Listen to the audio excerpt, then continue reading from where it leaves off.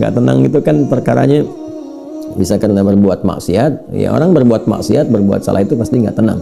Atau karena mohon maaf ya terlalu banyak terbawa oleh urusan dunia sehingga kehidupannya dipaksa untuk mengerjakan berbagai aktivitas duniawi yang membuat dia terasa lebih sibuk, capek, lelah sehingga tidak mendapatkan ketenangan yang dimaksudkan. Jadi kalau terlalu banyak ngejar dunia atau juga berbuat maksiat, maksiat dengan ngejar dunia itu berbeda. Ya, kalau maksiat itu sudah otomatis menyalahi ketentuan Allah. Nggak boleh mencuri, nggak boleh korupsi, nggak boleh berbohong. Makanya ketika melakukan hatinya menolak. Karena di antara makna fitrah itu dan fungsinya adalah cenderung kepada kebaikan. Jadi ada fitrah dalam jiwa kita, di kolbu kita, itu disebut dengan fitrah takwa namanya. Ya, Quran surah 91 Asy-Syams ayat 7-10, wa nafsin wa ma sawwaha fa'alhamaha fujuraha wa taqwaha. Nah, jiwa takwa ini yang mendorong kita selalu pada kebaikan. Ya, kejujuran, kesabaran, kemuliaan, dan menolak keburukan-keburukan. Karena itu kalau ada seseorang itu berkata yang tidak benar, dia berdusta, hati kecilnya pasti menolak. Itu nggak benar ya. Ada orang mau mencuri misalnya kan, atau korupsi misalnya, itu terfikir berbuat yang nggak bagus, hatinya pasti menolak. Ada gejolak dalam dirinya. Nah, itu yang membuat dirinya nggak tenang. Nah, yang kedua, bukan maksiat, tapi terlalu banyak mengejar dunia sehingga lupa dengan urusan akhirat, lupa dengan ibadah. Ya, dia bekerja formal, benar, dia nggak menyalahi aturan, dia nggak korupsi, tapi dia berangkat dari gelap, pulang gelap lagi, menempuh perjalanan, kerja lagi, kena kemacetan. Nah, itu potensial akumulasi ini menimbulkan kepenatan, kegelisahan, capek, lelah, sehingga muncul pencarian. Nah, itulah dunia. Walaupun saat dia mengerjakan itu, dia mengerjakan tidak dalam konteks bermaksiat, tapi karena terlampau lelah mengerjakan itu dan penat, nah, rohnya kan menuntut. Di tubuh kita kan ada 3 bagian. Ya, ada fisik di bagian luar, kemudian ada akal ya di pikiran, yang ketiga itu ada hati, ada jiwa spiritual. Masing-masing harus mendapatkan porsinya. Ya, ini kalau bagian tubuh luarnya aja yang makan, fisiknya yang makan, mengonsumsi, tidur, istirahat. Ya, kemudian akalnya nggak pernah dipakai, nggak pernah belajar, nggak pernah baca, nggak pernah apa. Ini akalnya juga bisa protes, tumpul, nggak nyaman. Ya, sebaliknya juga kalau dia misalnya ya makan, minum, kerja, aktivitas, olahraga, akalnya dipakai, dia baca dan sebagainya, tapi rohnya nggak pernah diberikan porsinya. Dia nggak pernah ibadah, nggak pernah sholat, nggak pernah baca Quran dan sebagainya. Maka ini yang generator kehidupannya, ini sumber ketenangannya, maka tetap akan gelisah. Karena itu ditemukan betapa orang pintar, ya kan, kerja keras dan sebagainya, tapi ya rohnya nggak terisi, banyak yang bunuh diri. Ya di Jepang terjadi, gitu kan. Atau bahkan setidaknya ada orang-orang kaya yang sudah hebat, pinter-pinter, ya di akhir hidupnya apa yang dia kerjakan? Ya cuma datang terapi, nanam kangkung, nanam cabai gitu kan, datangnya untuk mencari ketenangan karena rohnya nggak terisi. Maka Islam alhamdulillah ya agama yang sangat komplit, memberikan pencerahan sekaligus arahan dan pedoman dalam berkehidupan. Fisiknya dituntun, pikirannya juga dimotivasi untuk terus ditingkatkan, pintar sampai ke level yang tertinggi, dan rohnya diberikan porsinya untuk menunaikan ibadah sehingga mendapatkan asupan-asupan menu bagi rohnya. Makanya di kita kan ada sholat, ada puasa, ya kan? Nah, kemudian ada baca Quran, itu untuk kebutuhan rohiyah kita, untuk memberikan ketenangan. Lalu fisik dipandu, bagaimana cara makan, bagaimana cara beraktivitas, dari mulai bangun tidur sampai tidur lagi kan diatur. Ya. Lalu pikiran turun ayat-ayat untuk menjadikan pikiran itu terlatih kuat, ya kan? Bahkan sampai ke level yang tinggi, jenius dan sebagainya. Turun ayat tentang Iqra, banyak baca, turun ayat tentang tadabbur, afala yanzuruna ilal ibili kaifa khuliqat afala yatadabbaruna al-Qur'an, turun ayat tentang riset, inna fi khalqis samawati wal ardi wa ikhtilafil laili wan nahari la ayatil ulil albab, kan? Dan seterusnya. Itu supaya semua terstimulus. Nah, jadi kalau ingin tenang, bagaimana cara hidupnya tenang? Seimbangkan 3 bagian tadi. Jadi pikiran kita dilatih supaya kuat, ya supaya tajam dalam berpikir dan mengarahkan bagian tubuh kita untuk bertindak secara benar. Tubuh ini dilatih ya dengan berolahraga, makan yang benar. Ayat-ayatnya banyak sekali. Ya ayyuhan nasu kulu mimma fil ardi halalan thayyibah. Hai orang-orang, hai manusia semuanya, hai orang-orang, hai manusia, silahkan engkau makan sesuai dengan porsi kebutuhan dari yang halal, sumber yang halal, cari yang menyehatkan. Itu di Al-Baqarah 168. Nah, kalau sudah sehat, tubuhnya sehat, dipakai aktivitas, olahraga. Kan banyak hadis-hadis tentang olahraga itu. Alimu auladakum bisibahati warnimaya, ketika Nabi ajarkan anak-anakmu olahraga berenang, atau dengan melentar, atau dengan memanah, atau dengan berkuda. Itu contoh-contoh yang real di era Nabi yang kiranya bisa menyehatkan. Atau kita riset misalnya olahraga apa yang kira-kira menyehatkan, ya, yang senafas dengan tadi jenisnya. Jenisnya bisa berbeda setiap zamannya. Zaman Nabi nggak ditemukan misalnya olahraga futsal, basket, misalkan bola, apalagi jenis-jenis yang sekarang ada banyak atletik dan sebagainya. Tapi kan kita bisa meriset, Oh, ini renang ini apa saja nih manfaat-manfaatnya? Apa nanti olahraga sejenis yang kira-kira yang sama yang bisa dipraktekkan kekinian, atau olahraga yang berbeda tapi manfaatnya sama, melatih otot ini, menyehatkan yang ini, silahkan, walaupun jenisnya nggak sama di era Nabi. Era Nabi misalnya dengan memanah, era sekarang misalnya dengan olahraga menembak gitu kan, sah-sah saja, silahkan. Yang penting konsentrasinya sama, walaupun dengan alat atau perangkat yang berbeda. Ya, nanti kalau ingin dilatih lagi dengan panahan ya nggak ada masalah. Jangan disimpulkan begini, kalau kalau panahan sunnah, kalau menembak misalnya bid'ah, nah itu sempit dalam berpikirnya. Ya, dan Nabi pun kan visioner. Di zaman Nabi mengatakan, ajarkan anak-anakmu berenang di mana? Di padang pasir. Ya kan? Kan tidak mudah mendapatkan tempat renang, ya kan? Nah, tapi kita tarik ke sekarang kan itu visi yang panjang. Kalau di riset, di berenang ini ada olahraga yang menyehatkan otot ini, otot itu, untuk cedera, untuk saraf kejepit, untuk macam-macam misalnya. Nah, itu sesuatu yang bisa kita riset, lalu kita bisa keluarkan jenis-jenis baru yang mengambil dari manfaat itu. Itulah riset.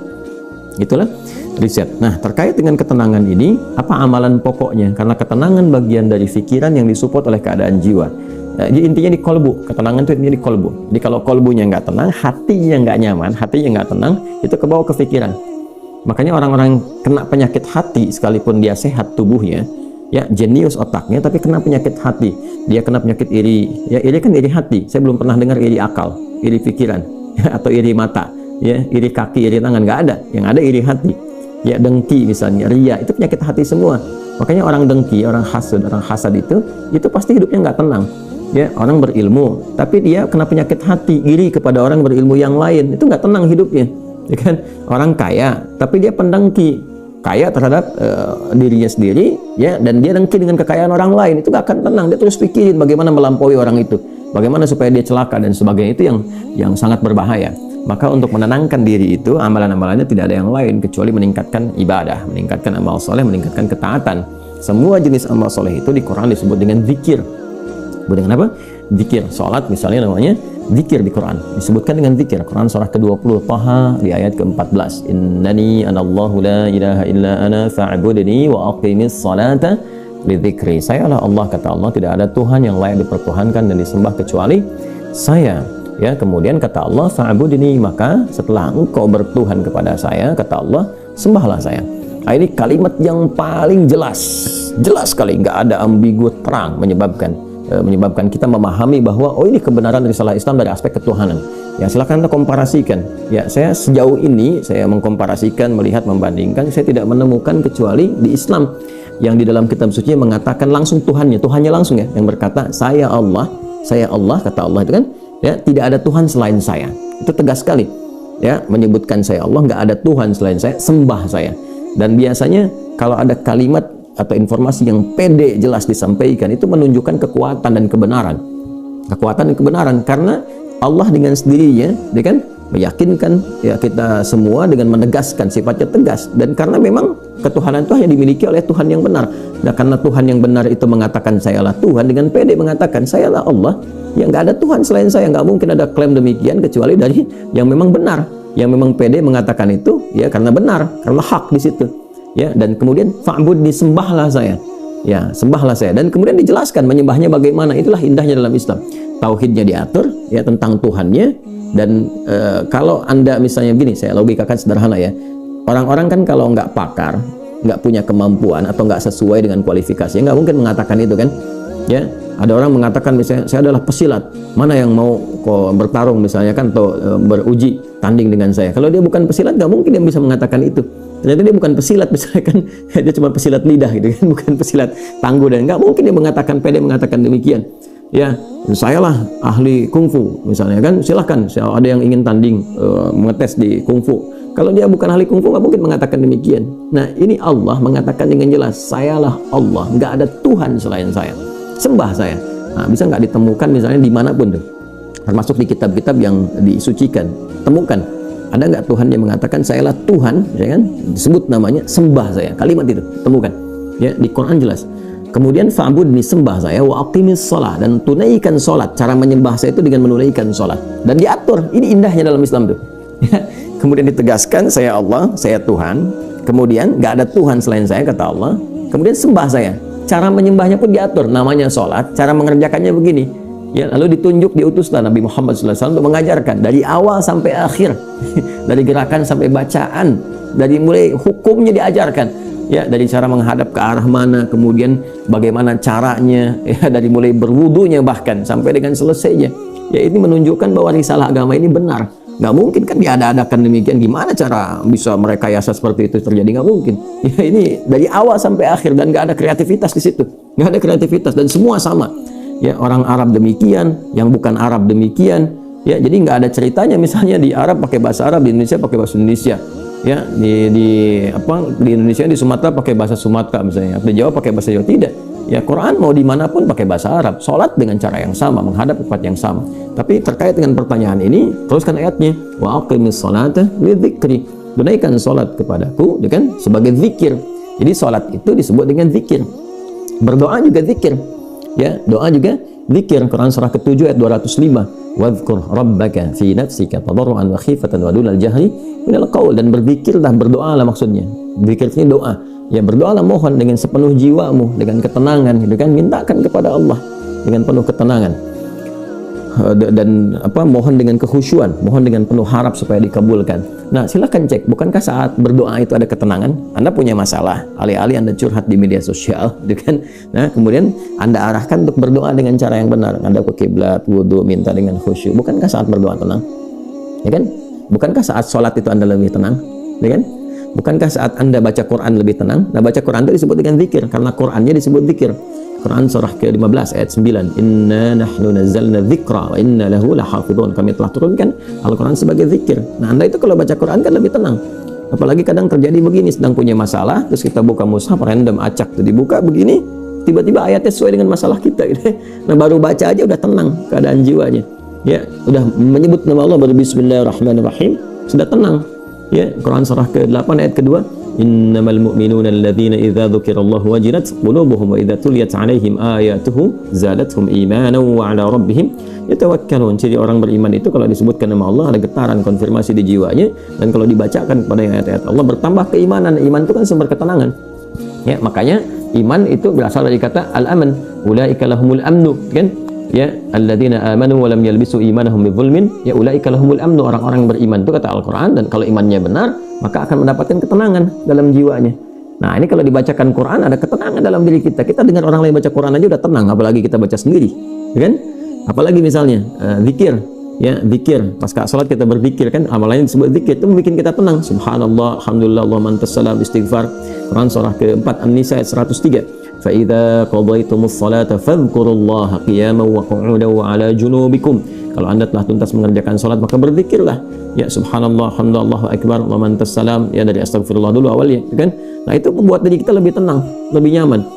Nah, itu semua amalan tadi disebut dengan zikir. Karena itu disimpulkanlah di Quran surah ke-13 Ar-Ra'd di ayat ke-28 ketika Allah berfirman, ala bi dzikrillahi tatma'innul qulub.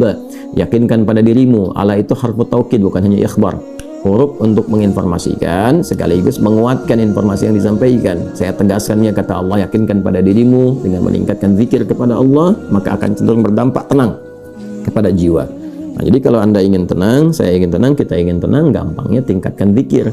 Zikir itu bentuknya ibadah, baik dengan ibadah fisik seperti sholat, baca Al-Quran, atau ibadah harta dengan bersedekah misalnya, ya, zakat itu kewajiban, infak itu tambahkan. Kalau ingin tenang, cobalah pagi-pagi cari orang-orang yang berhak mendapatkan itu sesuai dengan kualifikasi yang disampaikan Al-Quran dan hadis, jalan, temui, bersedekah, nggak usah banyak dipamerkan, ya, macam-macam bersedekah, sampaikan dengan tulus. Nanti Anda akan mendengar orang itu berkata, terima kasih Pak, semoga Bapak disehatkan, keluarga juga dilancarkan rezekinya, dijaga oleh Allah kemuliaannya. Oh, itu mahal sekali. Kalau ini dikeluarkan mungkin 5.000, 10.000, tapi bagi orang-orang tertentu itu sangat berharga dan melahirkan doa yang dengan doa itu mengguncang aras dan memberikan ketenangan kepada jiwa.